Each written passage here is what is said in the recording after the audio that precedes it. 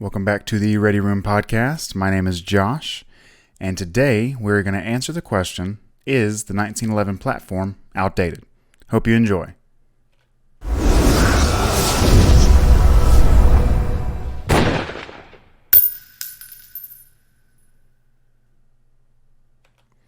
Alright guys, welcome back. It has been so very long since I have put out a podcast episode. And you've heard the reasons in the previous episodes if you've been listening for a while. If you haven't been listening for a while, I have a family. A daughter just turned 1 year old, or a year old, and everything's just very busy. 2 jobs, trying to help, raise the family, and we're just slammed all the time. Business has picked up, so I am constantly running around like a chicken with my head cut off. So I want to apologize yet again for the many months of waiting for our new episodes. I know a lot of you have reached out to me and been asking about the next episodes, and I have no plans on quitting this podcast, but I just don't know how often I can get these episodes out, so I can't promise a regular schedule at the moment. But like I said, I really do want to keep this up, so unless I tell you, the podcast isn't over. It just means we're waiting for more episodes. But if you guys enjoy the podcast and you enjoy this new episode, make sure you try to follow on Instagram and Facebook if you have those social media platforms. If not, you can always check out the website, tbrgunworks.com. It's also, by the way, TBR Gunworks on Instagram and Facebook. And, if you ever need any, I'm only going to advertise pin and welds right now online. I don't like to do too much out of state. It just gets complicated. I really like the easy stuff that's local, but hey, pin and welds, I got you. And if you're listening on podcast sites, what helps us the absolute most, or helps me the most, helps me reach more people to help them, is to leave reviews and share. Leaving reviews is what boosts the podcast more than anything. And that helps me reach more people. Now, I don't make any money off this whatsoever.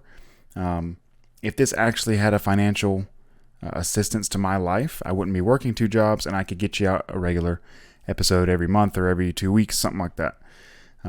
So I'm only doing this podcast to spread information and help you guys out with whatever I can. And if you are listening on YouTube or watching on YouTube, which I do put it out on, guys, if you listen on podcast sites and you want to see me just sitting at my desk recording this by myself, it's TBR Gunworks on YouTube. And, you just subscribe, like the video, I guess. YouTube's not as important right now until we do more episodes or more types of videos, which I've been saying for over a year now that I was going to be doing quote-unquote soon. But things haven't quite worked out the way I wanted them to. So like I said, I'm working on getting episodes out, but I'm at the point now where I need like a co-host that would help with episode development and take some of the workload off of it, so I'm not the one that's choosing the topic, writing up the entire script, doing the research, and then recording it, editing it, and putting it out, right? That's the reason why getting these episodes out is so difficult, is all those things take a chunk of time that I just don't have. So like I said, while I work on that, I will bring you episodes as fast as I can. While, like I said, it may not be very fast. Honestly, I think it was last month or the month before last. I'm recording this at the end of May, by the way. I had started a script to work on. Excuse me. Got a frog in there somewhere.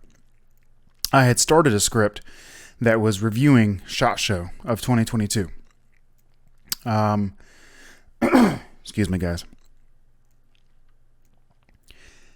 SHOT Show 2022, in my opinion, was a massive disappointment, and I was working on kind of going over everything that was released at SHOT Show and explaining why it wasn't that great of a deal for me. But it just ended up getting really repetitive and ended up becoming more of a list than anything, and it didn't feel like a good episode.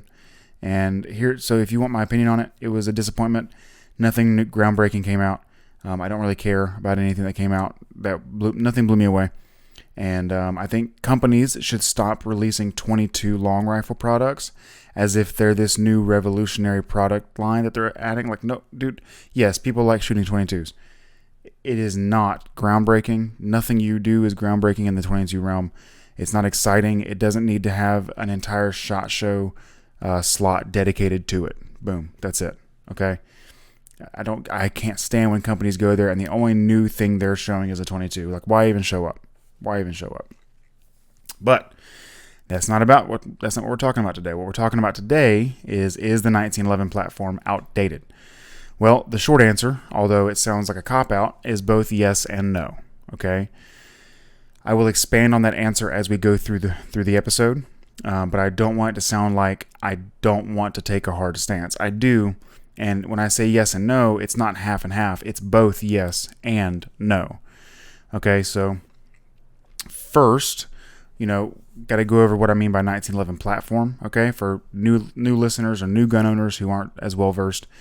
Simply put, the 1911, which is named after the year of its final development and release / the adoption of the U.S. Army, is a semi-automatic 45 ACP chambered short recoil tilting barrel operation pistol. Okay, made by what many people describe as their Lord and Savior, John Moses Browning, who's just a firearms genius.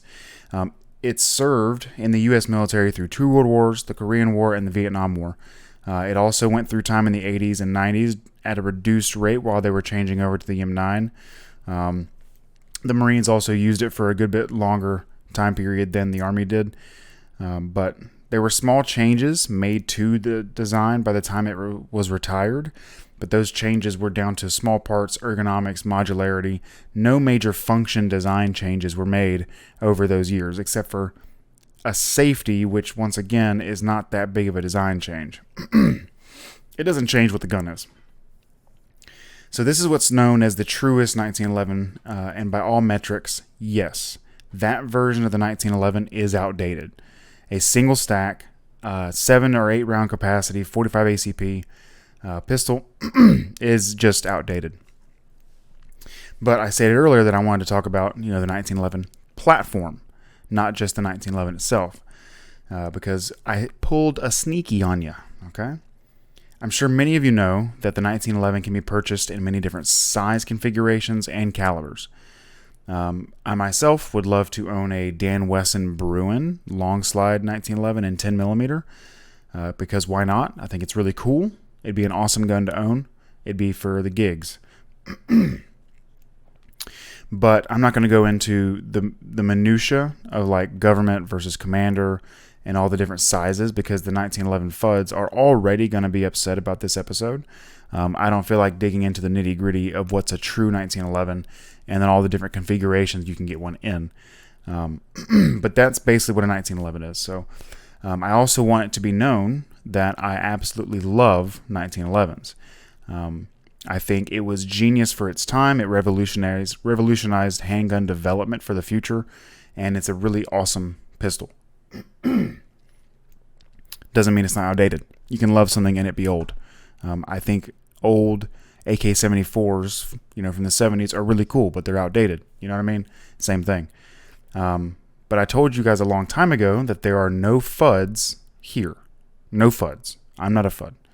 So while I fully admit that I love the 1911, it is outdated. As a capable fighting pistol, it's just outdated. So don't get me wrong, it still puts holes in things and it could save your life, but it lacks the advantages that modern handgun designs have given us. And I don't know about you, but I like all the advantages I can get in my life or my family's life when they're in danger, right? So before we move on to what I mean by platform and the other side of the answer, which is no versus the yes, I want to talk about what makes the 1911 outdated, right? So is it the action lockup? Is it the tilting barrel short recoil action? No, because the vast majority of modern pistols are short recoil tilting barrel actions, and the lockup is very solid. Is it the barrel itself? No, because once again, the barrel lockup is really solid, and the barrel bushing, when done properly, lends itself to accuracy greatly, okay? Because the bushing creates a second point of contact that is very similar to when you bed a rifle. and it gives the barrel 2 points of contact to lock up in and return to the same spot every single time after shooting, which makes it consistent and accurate. To be honest with you, most 1911s, if they're made properly, and when I say that, I mean just not your super cheap budget 1911s. Most 1911s will outshoot the average shooter. So that's a really good side of the gun, is the barrel and the bushing itself. So is it the trigger that makes the gun outdated? No. The 1911 trigger is still to this day one of, if not the best trigger in handguns. It's extremely simple, and it's easy to tweak. It's consistent. It's rarely ever heavy, even in the cheapest of 1911s, and it's easy to use. Now, it is single action. I know a lot of people don't like the idea of single action, but in all intents and purposes, striker-fired handguns are also, the majority of striker-fired handguns are also basically single action, meaning you can't pull the trigger a second time and get a follow-up hit if the primer didn't go off the first time. So, in actuality, being single action isn't that big of a deal. Are the sights outdated? No. So it's no individual thing that makes the 1911 outdated, because, when it comes to sight options, very commonly cut for optics, and it's got, tons of different sight options and cuts and all that fun stuff. And the ergonomics themselves aren't outdated. I still think the 1911 is a pretty comfortable handgun to shoot. I don't know anybody who can't shoot a 1911. Unless you're dealing with smaller hands, but even then we can go into the different size configurations. Like one ergonomic that is not great is that most people, unless you have monster hands, have to reposition their thumb or their grip to get to the slide lock. That can be an issue, right? It's also an issue that kind of gets worked out under training, but I understand that part can be a bit of an ergonomic, issue for some people. So I'm going to skip going through all the minutia, or not skip. I'm going to cut ahead to the point of why I was asking what individual thing is outdated. Well, to cut to the chase, the reason that the pure 1911 is outdated is the combination of weight, low capacity, and an outdated cartridge. That's basically it. Don't get me wrong. I think 45 is a very fun cartridge, and it's capable of doing some serious ballistic damage at short range. But if we're being honest, we all know that it shouldn't be your go-to pistol caliber, right? A heavy pistol with 8-round capacity is just not ideal for combat or concealed carry. I know a lot of you are going to moan about reliability, but let me break some of y'all's hearts.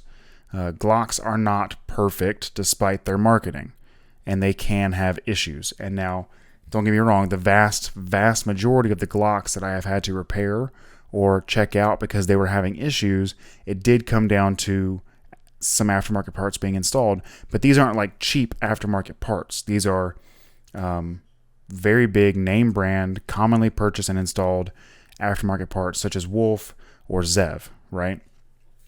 It doesn't mean these parts are bad, and it doesn't mean Glock is bad. It just means that sometimes you get tolerance stacking and things don't go the way they used to. It just is what it is.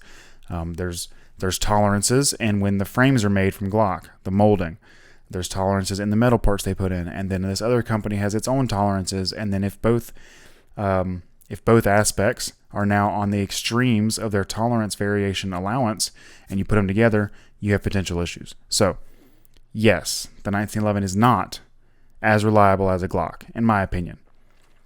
Actually, kind of factually, it's not as reliable, but it is by no means unreliable. I think people get this thing in their head that the Glock is the pinnacle of reliability and everything else is subpar. And it's just not true. Most other striker-fired handguns have come a long, long way. And there's a lot of striker-fired handguns you could bet your life to. There's also a lot of hammer-fired guns you could bet your life to. So I want to get this out of your head. Like, I'm not a 1911 FUD, guys. I'm not sitting here trying to sell you on 1911s. I'm just letting you know that, yes, I know what some of you may say about quote-unquote reliability issues, but we're going to get to those later, okay? But real quick about the Glock thing. I'm a gunsmith. You guys know that. So all I see every single day are guns that are having issues. If a gun is going to have issues, I'm going to see it. I've seen scars, I've seen Glocks, I've seen AKs, I've seen just about everything. Now, I haven't seen everything that could ever happen. I'm saying I've seen just about every single gun fail. I've seen MCXs fail. I've seen, what was one I did recently that kind of surprised me? I just see so many guns. I don't even remember anymore. But I had a rifle recently that I was really dumbfounded as to how it was having issues. But there is no brand or model of a handgun that I've never seen an issue out of. Meaning, there's no single handgun that has never ever come through my shop or the other shop that I work for. I've seen just about all of them. So stuff happens, guys. Life isn't perfect. But a properly built 1911 is reliable, and I don't mean the pinnacle of reliability. I mean, for the average human being, they'll never see an issue out of it. Okay? The biggest thing to look out for is hollow points, right? So this is what I mean when I said I was going to get to it a little later. I didn't realize it was coming up so fast. The biggest reliability issue that comes along from 1911s is choosing the right hollow points to use. So 1911s are famously fickle with which hollow points they like to feed. Now, it varies from brand to brand and gun to gun. My SIG Emperor Scorpion 1911 has no issues with spears. It has no issues with HSTs, and it has no issues with the old Hydra shocks, which I still have some of. It did not like SIG V-Crowns, which I don't like them. No one, in my opinion, none of you guys should carry SIG V-Crowns, and we can go into that later, but I really wouldn't recommend them as carry ammo. It just depends on what it is, and it comes down to geometry and feed ramps. So that's easy to figure out, though. You take it to the range and you see which ones it likes to feed, and then boom, that quote-unquote reliability issue isn't there because the bullets it doesn't like to feed aren't in the gun. Okay, I've seen Glocks fail to pop primers properly from certain brands of ammo. Now, I've only seen it twice, and it was from guys doing some stuff wrong. But the customer doesn't know that they're doing stuff wrong from the factory until they call the factory and ask them what the heck's going on. So if somebody had just bought that stuff and then tried to go shoot it, and their Glock factory striker spring couldn't pop those primers, I mean, once again, that's an ammo issue, not the gun. Just like with the 1911, it's picky on ammo. It's not picky on working correctly, right? You see what I'm saying? So I'll give you that, though. If you don't want to have to pick hollow point ammo, you don't want to have to be picky, you don't want to have to test it, that's fine. I get that. I just don't think that's a good enough reason to call it unreliable, right?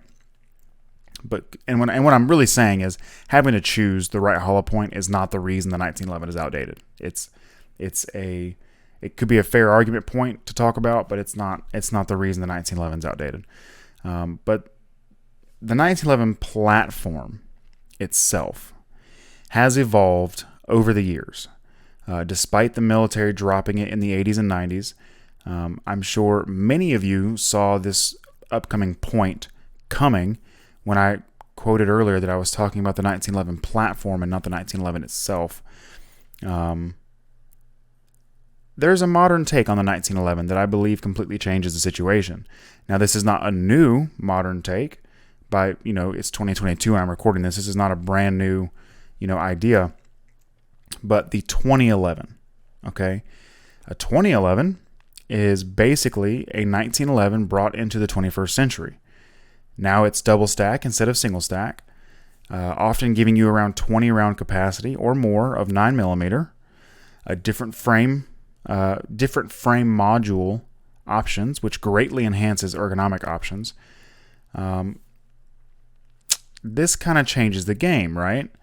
So now you've gotten rid of the single stack issue. You've gotten rid of the cartridge issue, which I know you can get 1911s and 9mm, but it's still it's not the point. This 2011 is a little different. 2011s, you have a removable grip module, that allows you to very drastically change the modularity and the ergonomics of what you want on that gun. And anybody who says the 2011 is not a 1911 platform gun is simply wrong. Just because you renamed it doesn't mean it's not the same firearm at heart. The trigger mechanism is the same. The mainspring and safety mechanisms are the same. The barrel is the same. Some of them don't have bushings, which is, I get that. That's fine. They're using bull barrels that fit into the slide, kind of like the bushing does. So that's not a design change, though. You know what I mean? The 2011 is a 1911 with some nice, flashy, new stuff on it that brings it into the 21st century. The 2011 has made a huge impact on shooting sports, being very customizable, extremely flat shooting, very fast, very accurate. All those things are good things, right? These are all things you want in a good gun. Don't get me wrong, the platform is pretty expensive unless you play around with the budget options, which are still around $1,000 minimum. Or if you build one, which we'll talk about that later. Either way, we're not talking about price today. Like, the question isn't, is it viable under a certain amount of money? No. Is it viable, right? And price does not exclude whether or not a gun is outdated or not. So, yes, it's expensive, and that excludes me from owning one. It excludes most of you from owning one. But just be aware that it's a 1911 at heart, and it is now in the 21st century, okay? We're asking if the platform is outdated, and I would say no. So this is where the no comes in. Earlier, I said the purest 1911, it is outdated by most standards. Except for the things we talked about, the individual components that we talked about that are just great. The 2011 itself, I would say, is not outdated. I think these two, despite being the same firearm at heart, separate into different eras, and one is brought up to modern standards, and it makes a big difference. I'm sorry, I lost my place in my script. It's been a while, guys. It's been months before I recorded an episode. Now, just because a gun is viable in competition does not mean it is viable for combat or carry. But I will tell you right now that if I could afford a Nighthawk Custom TRS comped in a commander frame size, I would 100% carry it without argument, without hesitation. I would for sure trust that gun to carry it and bet my life on it and bet my family's lives on it. To me, that means the gun is viable. I think we've transitioned from an outdated gun to a gun that, once again, is the same at heart, that is viable for not only competition, but also carry. Now, I'm not saying I would carry a full frame, heavy, massive 2011. I wouldn't carry that, but what I said was the Nighthawk Custom TRS comped. It is a built-in compensator 2011 design that I've seen in the commander frame, and I've shot it with a dot, and I was blown away. I've worked on that gun. I've had it apart in all its little itty bits and pieces, down to its nooks and crannies, and I would trust that gun to carry it. That would be, if I just had all the money in the world, that would be my carry gun. Just immediately go to that. So what I mean to get to, though, is that the design itself, the mechanics of the platform, are still relevant and viable. And being viable in competition at the highest tier and conceal carry, where I would bet my life, means that the lifespan of this platform is clearly not over. I want to stress again that I'm not a 1911 fanboy over here. I currently carry a striker-fired CZ P10C, and I have for 5 years. I've occasionally switched to a different handgun for very specific days, and it was more for reasons and showing off than it was anything else. My day-to-day carry is my CZ P10C. It's also my competition gun. It's what I shoot competition with.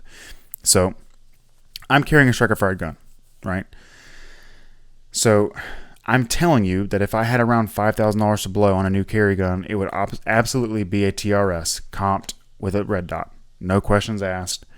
Without even blinking, that $5,000 will be gone. So not because, and I want to kind of caveat this with, I wouldn't do that because I want to be Gucci, right? And have the drip. I think it's because that gun shoots flatter than any other gun in that size. And I know it's going to work when I need it to. So that gives me a fantastic advantage in a short-range gunfight. A flatter shooting gun with a really good trigger means I can get those shots on target quicker and accurately, hopefully, than my opponent. I know a lot of you were thinking, I do want to go over this. I think a lot of you are probably thinking to yourselves right now, quote, you don't carry expensive guns because then the cops are going to take that gun and you'll never get it back if you have to use it, end quote. And to be honest with you, now take this as kindly as you can take it. This is not meant to be mean. To be honest with you, that is an absolutely retarded point of view, in my opinion. I think that's probably one of the dumbest statements I've ever heard. Okay? What you're telling me when you say that is that even though this firearm might perform better than your $600 firearm, and it might make a difference in a life-threatening situation where you or your family's lives at risk, you are not willing to use it if you owned it. Remember, this is all hypothetical. Because you don't want to lose it. You're telling me that your life or your family's lives have a price tag of somewhere below that $5,000 mark it costs you to buy it. I don't get that. Well, I want to keep the gun if I ever have to use it. Well, what if that gun made the difference and you died because you didn't use that gun? Like, what if somehow 0.2 of a second made a difference? I mean, once again, this is hypothetical. This is completely hypothetical. But what if that gun would have made the difference over your stock Glock that you carried? You know what I mean? If I had to use a $5,000 gun to defend my life or my family's lives, and I lost that gun because I lived and I had to take somebody out, who gives a crap? Who gives a crap? I'm alive, or my wife or my daughter are alive, and that gun did its job. In my opinion, that is money well spent. That is a win in my book, no matter what. So if there's a gun in your collection that you perform really, really well with and you trust it, but the only reason you don't carry it is because of the price tag, then I implore you to reevaluate your life choices, okay? Really think it through, please. Because I'm not trying to be offensive here. I'm trying to tell you that it's not a good argument when you follow the thought process to its end conclusion. Okay, let's try to practice that in the future, guys. Let's follow thought processes all the way to the end, okay? I can get $5,000 back over time. I can't get my wife or my daughter back. I don't give a rat's butt if I lose a gun because I had to use it in self-defense. I don't care. I'll buy another one at some point. Who gives a crap? So now that I've addressed that, I now need to address the few FUDs that are listening, because I honestly doubt there are many FUDs that actually listen to this specific podcast, but just in case, there's a few. If you still carry an 8-round capacity 45 ACP 1911 with iron sights, I am literally begging you to change your ways. I am begging you to change your ways. Please. You're wrong. Like, you were fine at some point in time. In 1945, you were dead on. That was the gun to carry. But in 2022, you are wrong. Okay? Yes, those guns are fun. And I'd shoot watermelons with it all day if I could afford it. But do not put your life on it, or your family's lives. If you're not doing everything you can to give yourselves every single possible advantage, then you're screwing up. If you're not practicing, you're screwing up. If you're not dry firing, you're screwing up. If you're not getting professional training, you're screwing up. If you're carrying a low capacity gun that fires a low velocity, outdated cartridge, you're screwing up. And at this point, if you're not carrying with a red dot, you're screwing up. Now, this may be something that might be a line for you guys. It took me a while to actually get into the pistol red dot, but once I did, I will never go back. I promise you, if you are a decent shooter, that dot will make you a little better. I promise. It's easier to be accurate with, it's easier to be quick with, and it's a superior way of shooting a handgun, and it is now a superior way of carrying a handgun. I promise you. You give it a couple training sessions with that brand new red dot, and you'll get used to it. It's a shock at first. To those of you who've never shot a pistol red dot, it is a shock at first. Finding the dot consistently seems like it's impossible when you first pick it up, and then after like 2 or 3 shooting sessions and dry fire drawing in your house from your holster and acquiring the dot, putting it back, rinse and repeat, that is gonna go away, and you'll be able to pull that gun up out of the holster and get your red dot exactly where you want it to be every single time. And if you don't know how to do that kind of dry firing and build skills, I want you to go get professional training. Okay, I know this is we're squirreling over here where I'm going left and right in all these different directions. If you don't know how to improve on your shooting skills, if you're just going to the range and shooting 100 rounds at a paper target and not really learning anything and not improving, go get professional training. There's nothing wrong with admitting you need professional training. I have taken multiple professional training classes, and it's been a huge improvement to me. I promise you it's worth it. And if you don't know who to go to, look up JBS Training Group, okay, online. He's got his own website. His name's Mark Smith. He's been on the podcast before. If you're interested, go down and scroll down to, I think it's called Why Do You Need Training, or Do You Need Training, with JBS Training Group, okay, Mark Smith. He does private classes, and he does classes across the country. It is probably going to be some of the best money you've ever spent. You will leave either of those classes, whether it's a private class or public class, you will leave those classes a better shooter, a more capable shooter. I promise you. And it is worth every penny. So if you're not doing that, I'd really consider it. I promise you, I'd consider it. But I just want to get back to the fact that the last thing I said was if you're not carrying with a dot, you're screwing up. I stand by that statement because yes, iron sights work, but dots are better. That's it. So give yourself or your spouse every single advantage you can get, because if you're not stacking the odds in your favor, you're stacking them against yourself. That's just common sense. Every little advantage I can get to make sure my family lives, survives, and doesn't have to just have something horrible happen to them and not become victims. I want that advantage. I'm greedy. Give me every advantage I can get. So dry fire all the time, I do it. Practice all the time, I do it.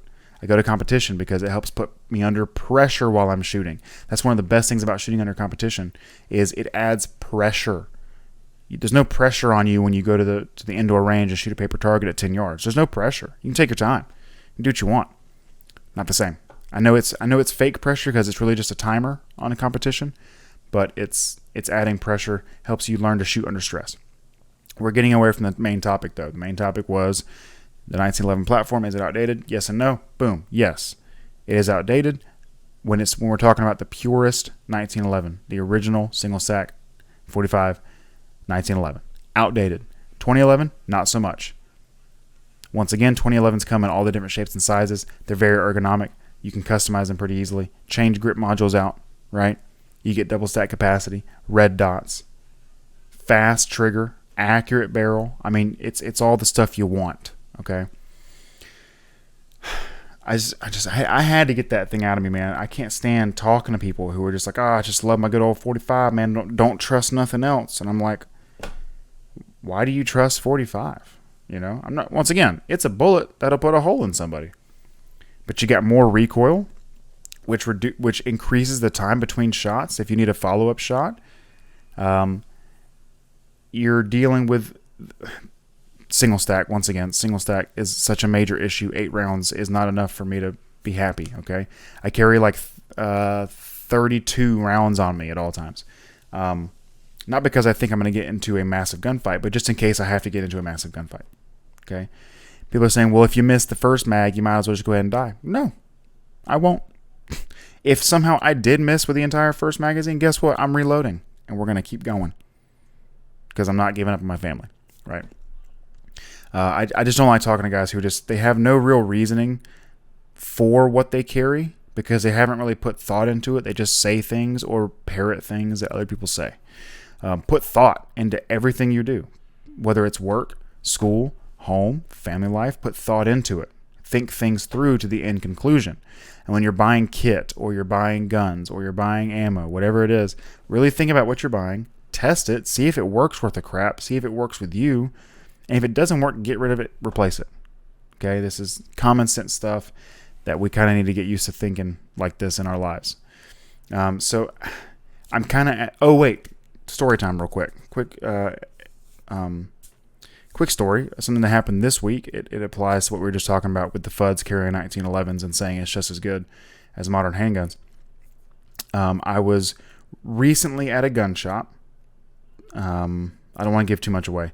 And the local police department there is switching from the 40 caliber Glock to the Glock 45, the 9mm, optic ready, all that fun stuff. And the sheriff's department was allowing or the county was allowing every cop to buy their 40 calibers at a reduced rate from the sheriff's department. And, well, there was like 300 that said yes, which cracks me up. All these people wanting to keep their 40 caliber handgun. Which once again, I think all of you know 40 is outdated. If you don't know why 40 is outdated, go look at my previous episodes. But I was talking to one of them, and he's like, man, I really wish we would stick with the 40. And I was like, well, why? And he was first of all astounded that I would even ask him. Like I was just some civilian asking a professional 400-pound cop why he wanted to stick with 40. And he's like, well, I just trust the bullet. I'm like, why don't you trust 9? And he's like, well, I've seen some things. I'm like, what'd you see? The Miami shootout in the 90s? Like, what's that got to do with 2022? I was like, have you looked into the research and development that went into 9mm ballistics after that? Have you looked into why every other police department and agency is switching to 9mm? It's because it's better. It's just better, okay? It's a factual statement that it's better. And it's like, well, if you be honest with you, man, I wish we'd switch back to the old double-action revolvers in 38 special. I was like, did you really just say that? He's like, yeah. I was like, all right, well, I can't have this conversation with you. That's the most ridiculous thing I've ever heard. And I just walked away. I mean, those people exist. That was a cop. That was a living, breathing human being that I talked to that is enforcing the law in his area. Or some form of it. Or just eating. I don't know. But it was a really negative interaction. Very unhappy with that, So those people exist. Don't be like those people. And I'm not lying when I say that happened this week. I promise you I'm telling you the truth, and I wish I could go into more detail, but I don't want to get in trouble. So that's what happened. Don't be that guy. So I know this episode was relatively short, but I'm just really glad I found some time to get this one recorded. I will probably get it edited tonight or tomorrow, and I can get it out to you guys, and I'm excited. I should have another episode coming soonish with a guest, but we haven't nailed down the date and time just yet. This wasn't meant to be like a super serious episode, but it kind of went all over the place. I'm sure a lot of you guys were rolling your eyes through the whole episode, but I think that, what we went over still stands. I didn't lie to you guys on anything. Nothing I said was outrageous. Nothing I said was wrong. So I think either it comes down to opinion or you agree with what I said, and I think that's okay. If we can agree to disagree. I'm not saying everyone should carry a 2011. I just think that 2011 has now, revitalized the 1911 platform and brought it back into relevance. And I do want to bring up, by the way, that you can build your own 2011, but it is not a job for the hobbyist or average Joe, and I would not recommend doing so to the lighthearted because it's a lot different than building an AR-15. Building something and building something properly are not the same thing. And actually building a custom 2011, that is legitimately gunsmithing, not armorer level stuff, okay? You're also going to spend a lot of money on tooling and jigs and all that fun stuff. So I would be very confident in your skills before I did that. You're going to get a lot of money into it, building your own. And if you screw it up and it doesn't work right, you're going to be at the point where you should have just bought, a $5,000, $4,000, $3,000 2011 to begin with. So just keep that in mind. But if you're very confident in your skills, you have the money, you want to build something completely custom, 2011 is a great way to go. I really do hope you guys enjoyed the episode. I really appreciate the continued interest in the podcast, despite the unwanted hiatus. I do want to keep the podcast going, and like I said, I will never abandon the podcast without letting you know. So unless you see something from me on the social media or the website or Facebook or whatever it is, unless you see something that says I have to quit the podcast, it's still going. It's just deep in between episodes, right? That's just, it is what it is. It'd be really nice if I could record a bunch of episodes and put them out over time like a season, but that's also not in the cards. So if time passes without an episode, just know I'm working on it and there are more coming. I have not given up on you guys. And like I said, I really cannot stress how much I appreciate those of you who have left reviews for the podcast and those of you who have reached out to me directly and showed interest, because that just shows me that I do need to work harder at finding the time. I need to know that this is getting out to people. Seeing downloads and listens on a statistics website is one thing, but actually seeing you guys put your voice forward and say, hey, I enjoyed it and here's why, or hey, are you going to do more? I'm really waiting for the next episode. It just tells me, guys, I need to keep going. I need to work harder. I need to push harder at getting these out. Okay. So I really do appreciate it. And we're all going through tough times right now. And I don't see it getting any better. And when I say tough times, I mean shortages, inflation, gas prices, and just a lot of crazy going on in the world. In all honesty, it's probably going to get much, much worse in the near future. Maybe I'll go over that in an episode. Maybe I'll dedicate an episode to that topic. But it's kind of like that meme. I don't know if you guys, I don't know how many of you like to look at memes, but there's this meme about, it's like, hey friend, I know things look really, really bad right now, but trust me, they get a lot worse, and that's, I feel like we're right there at the moment. If you do want to hear about the bad times, why I think the times are going to get worse, and what I think we as individuals, and communities should be doing in preparation for that, just let me know. Reach out. Let me know, hey, I do want to hear that episode. If enough of you guys reach out and tell me you do want to know my opinion on why things are bad, maybe not so much why things are bad, I think a lot of that's blatantly obvious, but why they're going to get worse and what we should do about it. If you do want to hear that, reach out. Just let me know, and I'll see what I can do about getting that made. And I actually have a good idea of a guest in mind for that episode if we do it. So just let me know. So thank you guys so much for listening or watching. Remember to reach out on social media, like and follow, subscribe, all that good stuff. Leave a review on podcast websites and share the podcast, guys. Show your friends, show your communities on Facebook you might be in. Make fun of me. I don't care. You can put it on hey, look what this guy's stupid, moron said on the podcast. That's fine. I get it. I appreciate it either way. We will see you guys next time. I will see you guys next time. Hopefully there'll be more than just one person on the podcast in the future, but that is something that is yet to be seen. But as always, remember, all gun laws are an infringement. Take care.